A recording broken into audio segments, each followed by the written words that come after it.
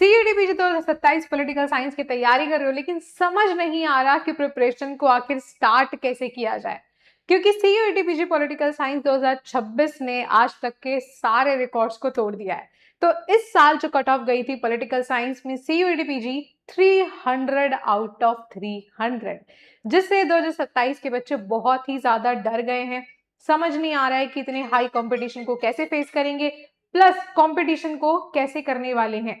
तो अब आज की क्लास में हम देखने वाले हैं कि 2027 की तैयारी अगर आप कर रहे हो तो पहले स्टेप आपका क्या होना चाहिए। आपको क्या पहले क्वेश्चंस लगाने हैं, क्या आपको पहले सिलेबस को कंप्लीट करना है, सिलेबस करना है तो कैसे करना है, तमाम जानकारी आज की वीडियो में आपको शेयर करने वाली हूँ। बस इसको फॉलो कर लेना, आपका एक स्ट्रॉन्ग फाउंडेशन बिल्ड हो जाएगा फॉर 100%। ठीक है, तो चलिए वीडियो की शुरुआत करते हैं।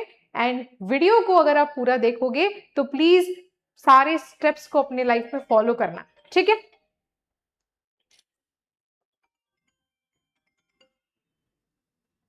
Okay, so let's start the video. तो सबसे पहले हम यहाँ पे पढ़ लेते हैं कि अगर आप पॉलिटिकल साइंस की तैयारी कर रहे हैं तो उस तैयारी को कैसे स्टार्ट करें। तो यहाँ पे आपकी कंप्लीट स्ट्रैटेजी और रोड मैप को हम लोग देखने वाले हैं। तो कुल मिलाकर अभी आपके पास समय है कि आप अपने फाउंडेशन को टाइम दे सकते हो, क्योंकि जो बच्चा लास्ट में प्रिपरेशन करता है ना वो बहुत हड़बड़ी में करता है। उसके पास इतना टाइम नहीं होता कि फाउंडेशन बुक्स के ऊपर जाया जाए, कि अपने फाउंडेशन के ऊपर काम किया जाए। वो सिर्फ PYQs, ट्रेंडिंग टॉपिक, उनके पीछे भागता है, जिसकी वजह से उसका बेस काफी वीक हो जाता है और वो उतना अच्छा स्कोर नहीं कर पाता जितना उसे करना होता है। तो आप ऐसी गलती ना करें। लास्ट के मंथ्स जो होते हैं ऑब्वियसली आपको एंजाइटी देंगे ही देंगे, तो इसलिए प्रिपरेशन अभी से स्टार्ट रखोगे तो फाउंडेशन बिल्डिंग स्ट्रांग रहेगी और अंत तक आते आते आपको अपनी प्रिपरेशन में काफी बूस्ट मिलेगा, कॉन्फिडेंस आ जाएगा और मॉक टेस्ट में भी अच्छे क्वेश्चंस या आप कह लीजिए मार्क्स आने लगेंगे। ठीक है, तो सबसे पहले रोड मैप में हम देख लेते हैं कि आपको स्टार्टिंग के स्टेप्स क्या करने हैं। तो सबसे पहला स्टेप जो होना चाहिए वो है सिलेबस को अंडरस्टैंड करना। CET-PG पॉलिटिकल साइंस का पिछले कई सालों से सेम सिलेबस है, तो ऐसा कुछ नहीं है कि बहुत कुछ बड़ा मेजर चेंज आ जाएगा। फिलहाल आप उसी सिलेबस को जो है फॉलो करेंगे। बाई चांस कुछ एड ऑन हुआ तो वो नया टॉपिक होगा जो मैं आपको बता दूंगी, बट पिछले कई साल से सेम ही सिलेबस है। ठीक है, तो उस सिलेबस में पहले मैं आपको भी सिलेबस भी दिखाऊंगी। आपको वहां पे एनालाइज क्या करना है। बच्चे क्या करते हैं, सिलेबस देख लिया, अच्छा ये टॉपिक है, ठीक है, इन सबको गूगल कर लेंगे या यूट्यूब कर लेंगे और पढ़ लेंगे और चले जाएंगे, और फिर नंबर नहीं आते, बोलते हैं मैम हमने तो पूरा सिलेबस किया था, नंबर क्यों नहीं आए। तो आपको सिलेबस को समझना कैसे, आपको उसमें टॉपिक वाइज एनालिसिस करना है कि किस टॉपिक पे कितनी वेटेज आ रही है, किसको कितनी इंपॉर्टेंस देनी है, किसको कितना टाइम देना है। ठीक है, उसके बाद वेटेज जब आइडेंटिफाई करोगे तो आपको पता चल जाएगा कि क्वेश्चन पेपर का मेजोरिटी पार्ट कहां से आ रहा है। तो हमेशा प्रिपरेशन वहीं से शुरू करनी है जहां से क्वेश्चन पेपर का मेजोरिटी पार्ट आता है। अभी मैं आपको बताऊंगी कौन सी यूनिट्स हैं जो मेजोरिटी पार्ट आती हैं। प्रीवियस ईयर के ट्रेंड्स को समझना है कि बेसिकली जब मैं प्रिपरेशन की शुरुआत कर रहा हूं तो प्रीवियस ईयर में ट्रेंड क्या आ रहा है। क्या वो थ्योरीज पे फोकस ज्यादा कर रहे हैं, क्या वो फैक्चुअल इंफॉर्मेशन पे ज्यादा फोकस कर रहे हैं, क्या वो क्रोनोलॉजी पर फोकस दे रहे हैं, क्या वो बुक्स एंड थिंकर्स पर फोकस दे रहे हैं। तो ऐसे मल्टीपल चीजों का एनालिसिस आपको करके यहाँ पे सिलेबस को अच्छे से टॉपिक्स को आइडेंटिफाई करना है। देन मैं हमेशा से बच्चों को बोलती हूँ लिस्ट मेंटेन करना। दिस इज समथिंग जो मैंने पर्सनली फॉलो किया है। मैं हमेशा लिस्ट मेंटेन करती हूँ, लिस्ट बनाती हूँ। ठीक है, तो यहाँ पे सबसे पहले आप क्या करोगे, नॉन फेमिलियर टॉपिक्स का लिस्ट बनाओगे जिनसे आप फेमिलियर नहीं हो, जिनके बारे में आपने नहीं जाना। फॉर एग्जाम्पल काफी बच्चों को नहीं पता होता टीलियोलॉजी क्या होता है, यूडिमोनिया क्या होता है, या फिर आप कह लीजिए लक इगैलिटेरियनिज्म क्या होता है, या फिर गाया हाइपोथेसिस क्या होता है। ये कुछ शब्द हैं जो हम इन सब के अंदर पढ़ते हैं, लेकिन काफी बच्चों के लिए काफी नए शब्द होते हैं, उन्होंने कभी इनका नाम नहीं सुना होता। तो ऐसे आप नॉन फेमिलियर टॉपिक्स या शब्दों का आप तरीके से एक लिस्ट बना सकते हो। अगली लिस्ट आपको बनानी है ट्रेंडिंग टॉपिक्स की, जो मैंने आपको बताया है कि कौन से हॉट टॉपिक्स हैं जो पिछले कई सालों से बार बार आ रहे हैं। PYQ के टॉपिक, अब देखो ट्रेंडिंग टॉपिक और PYQ के टॉपिक के लिस्ट में क्या डिफरेंस है, just give me a second. ठीक है, अब देखो PYQ के टॉपिक और ट्रेंडिंग टॉपिक के लिस्ट में क्या फर्क है। ट्रेंडिंग टॉपिक हो सकता है मान लो रियलिज्म, अब रियलिज्म से जो क्वेश्चन के अंदर टॉपिक आ रहे होंगे वो आपके आएंगे PYQ टॉपिक के अंदर। लेकिन ट्रेंडिंग टॉपिक में हमने रियलिज्म लिख लिया, यूनाइटेड नेशन लिख लिया, कोल्ड वॉर लिख लिया, ये टॉपिक हो गए कि इस टॉपिक के इर्द गिर्द जो भी क्वेश्चन बनेगा वो ट्रेंडिंग के अंदर आएगा। और पीवाईक्यू में हमने एग्जैक्ट लिख लिया कि अच्छा कोल्ड वॉर के अंदर ये वाली वॉर्स पूछी जा रही हैं, कोल्ड वॉर्स के अंदर इन सारी ट्रीटीज का क्रोनोलॉजी पूछा गया था, या फिर फॉरेन रिलेशंस में इन सारे ट्रीटीज में किसने मेडिएशन किया वो पूछा गया था, किसने साइन करी वो पूछा गया था। तो ये आपका पीवाईक्यू टॉपिक का लिस्ट हो गया।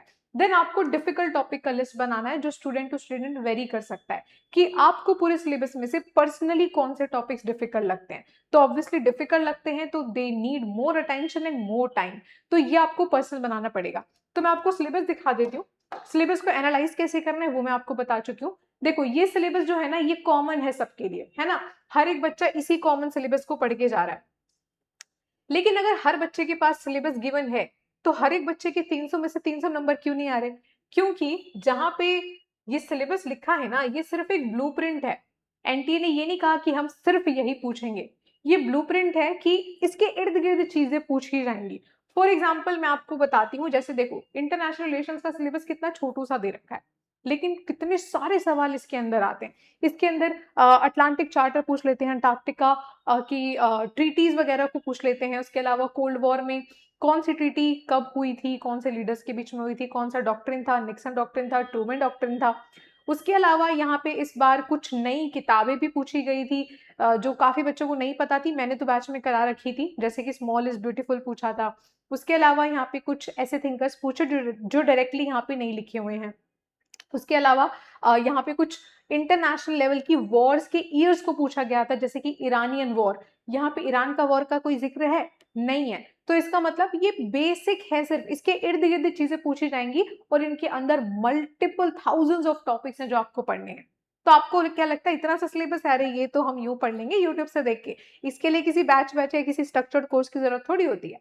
आप बेसिक कोर्स मत लीजिए, लेकिन आपको मैं रियलिटी बता रही हूँ कि वो 300 में से 300 ना इस को कॉपी पेस्ट करके नहीं आते हैं। इसके अंदर थाउजेंड्स ऑफ टॉपिक्स हैं जो आप अगर पिछले साल के पेपर्स देखोगे आपको पता चल जाएगा कितने अलग अलग अंदर से टॉपिक्स पूछ रखे हैं। ठीक है, तो यहाँ पे इंडियन गवर्नमेंट एंड पॉलिटिक्स में इतने अंदर की थिंकर्स, इतने अंदर के आर्टिकल्स पूछ लिए। जैसे अभी मैंने तो बच्चों को करा रखा था कि अभी लेटेस्ट वाला जो विमेन का रिजर्वेशन बिल आया था उसमें कौन से आर्टिकल के अंतर्गत दिया गया है, आर्टिकल नंबर 300 अब यहाँ पे विमेन रिजर्वेशन लिखा ही नहीं है। यहाँ पे बच्चे जो है लेटेस्ट अमेंडमेंट पढ़ गए, अच्छा विमेन रिजर्वेशन 106 तक होता है, ये भी कुछ ही पढ़ के गए थे। लेकिन हमें पता होता है कि अंदर तक एग्जामिनर कहाँ पे सवाल बना सकता है। ठीक है, 75 में से 70 टॉपिक वॉज डायरेक्टली स्ट्रेट जो मैंने पढ़ा रखे थे। ठीक है, तो ये मैं आपको बता रही हूँ कि जब आप पर्सनली एनालिसिस करोगे ना सिलेबस का बेटा, तो ये सिलेबस ना बाकी बच्चों की तरह देखने की बेवकूफी मत करना। जो चीज मैंने आपको बताई है ना कैसे इसको एनालाइज करना है वो आपको समझना है। जैसे ग्लोबल जस्टिस में कुछ मल्टीपल स्टेटमेंट दे रखी थी, मैंने हमेशा से कहा है कि थॉमस फॉग ही पूछेंगे, वही पूछा था। मैंने हमेशा से कहा है कि जब कभी भी इकोलॉजिज्म से क्वेश्चन आएगा, अच्छा अब इकोलॉजिज्म से क्वेश्चन आया, ठीक है, अब मैं आपको दिखाती हूँ बढ़िया सी चीज, पॉलिटिकल थ्योरी की यूनिट निकालते हैं। ठीक है, ये रही पॉलिटिकल थ्योरी यूनिट, इसमें कहीं भी इकोलॉजी शब्द लिखा है? कहीं पर भी, कहीं पर नहीं लिखा, लेकिन क्वेश्चन आया था और हर साल आ रहा है इकोलॉजिज्म से। मैंने कहा था इकोलॉजिज्म से क्वेश्चन आएगा तो या तो डीप इकोलॉजी आएगा, या शैलो इकोलॉजी आएगा, या गाइआ हाइपोथेसिस आएगा, या किताब आएंगी जैसे कि स्मॉल इज ब्यूटीफुल। सारे वही टॉपिक आए आपके एग्जाम में। अब आपको नहीं पता था, जब आप खुद प्रिपरेशन करते हो पता ही नहीं होता कौन सा टॉपिक पढ़ने। ठीक है, तो ये टॉपिक्स की लिस्ट आपको बनानी है। नेक्स्ट स्टेप जो आप लोगों को करना है वो है स्ट्रॉन्ग फाउंडेशन को बिल्डअप करना। यानी कि अगर काफी सारे बच्चे ऐसे भी होंगे जो ग्रेजुएशन में पॉल साइंस नहीं पढ़ रहे होंगे, या जो पढ़ रहे हैं, आपको अपने ग्रेजुएशन के टॉपिक्स को बहुत स्ट्रॉन्ग रखना है। जो भी आपका यूनिट्स थे, चाहे वो इंटरनेशनल रिलेशंस है, कंपैरेटिव पॉलिटिक्स है, पॉलिटिकल थ्योरी है, डब्ल्यूपीटी, आईपीटी, उन सबको स्ट्रॉन्ग कर लो क्योंकि वो सब कुछ यहाँ पर आएगा। उसके बाद यहाँ पे कुछ हाई वेटेज यूनिट्स हैं जो मैंने लिख रखी हैं, जैसे कि पॉलिटिकल थ्योरी है, आईआर है, इंडियन गवर्नमेंट है एंड डब्ल्यूपीटी है। इसका मतलब ये नहीं है बाकी के पढ़ने नहीं है, ये वो वाली यूनिट्स है जहां से आप शुरुआत कर सकते हो, क्योंकि जिन यूनिट से ज्यादा सवाल आ रहे हैं अगर आप उन पे ज्यादा अभी समय देने का आपके पास है टाइम तो ज्यादा अच्छी बात है। आईआर काफी लंबा समय ले जाएगा आपका क्योंकि इसमें फॉरेन पॉलिसी मिक्स है, यहाँ पे आपके सिलेबस में अलग से यूनिट नहीं दे रखी, फॉरेन पॉलिसी इसी में आ जाती है। उसके अलावा इंडियन गवर्नमेंट बहुत लंबा टाइम लेगी। डब्ल्यूपीटी कुछ कुछ बच्चों को डिफिकल्ट लगता है समझने में, तो समझने में टाइम लग सकता है। पॉलिटिकल थ्योरी तो वैसे बच्चों को समझ नहीं आती, लेकिन मैंने हमेशा कहा है कि मेरे नोट्स में इतनी आसान भाषा लिखी है, उससे आसान भाषा में पॉलिटिकल थ्योरी आपको कोई नहीं समझा पाएगा। उसके अलावा यहाँ पे कुछ और इंपॉर्टेंट यूनिट की बात कर लें तो आपका कंपैरेटिव पॉलिटिक्स हो गया। उसके अलावा थोड़े कम या लेस इंपॉर्टेंट की बात कर लें तो कंटेम्प्रेरी चैलेंजेस हो गया, पब्लिक पॉलिसी हो गया, ठीक है। और मैं यहाँ पे हमेशा एक्स्ट्रा टॉपिक्स भी कराती हूँ, जैसे कि आईपीटी में जो थिंकर दे रखे हैं उसके अलावा जो थिंकर है उनसे भी सवाल आता है जो सिलेबस में नहीं लिखे, लेकिन मैं आपको कराऊंगी। मैं आपको थोड़ा सा पब्लिक एडमिनिस्ट्रेशन भी कराऊंगी जिनसे पहले क्वेश्चन आ रखे हैं, जैसे कि हर्बर्ट साइमन, जैसे कि एक लॉजिकल अप्रोच।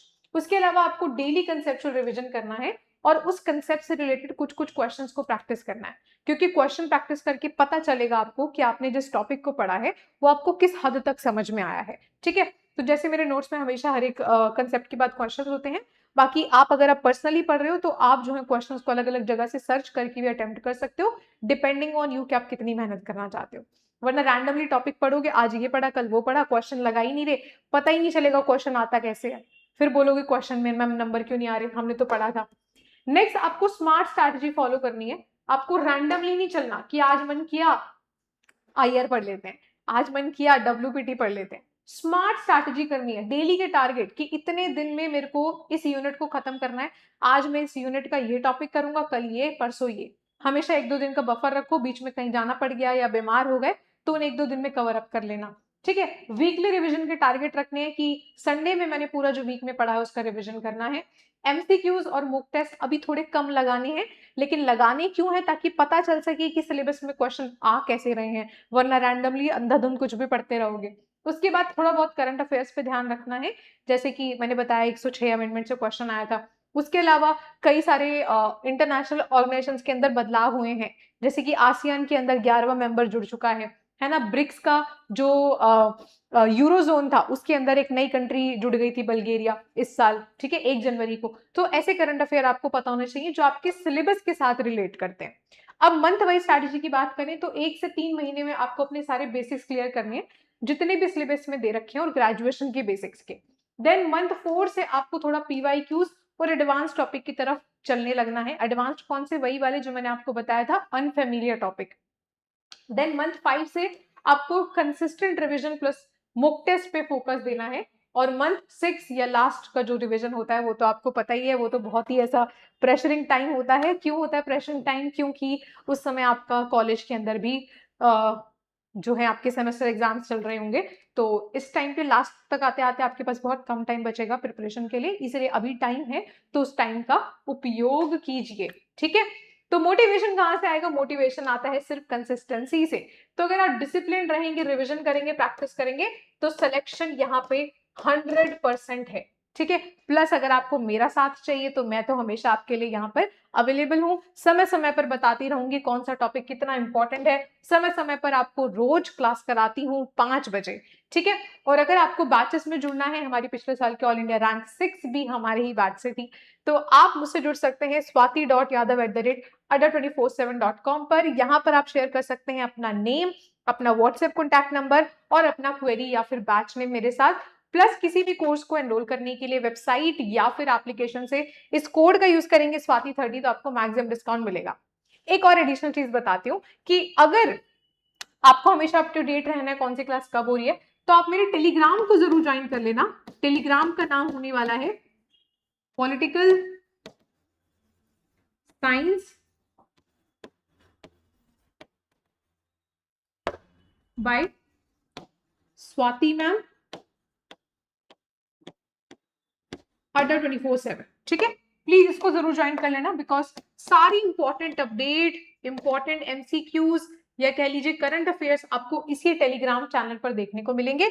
बाकी आप कोर्सेज में नीव 2.0 में, फाउंडेशन में, किस कोर्स में कितनी इंपॉर्टेंट चीजें हैं, क्या एनालिसिस आपका रहेगा, आपके लिए कौन सा बेस्ट सूटेबल है, सब कुछ मैं आपको यहाँ बता दूंगी, तो इसका स्क्रीनशॉट लेके रख लेना। मिलते हैं आपसे नेक्स्ट वीडियो में। आप कॉमेंट करके बताइए आपको नेक्स्ट पॉलिटिकल साइंस रिलेटेड कौन सी वीडियो चाहिए, मैं आपके लिए जरूर लेकर आऊंगी। So till then all the very best and thanks for watching. And daily YouTube की क्लास हमारी होती है 5 बजे।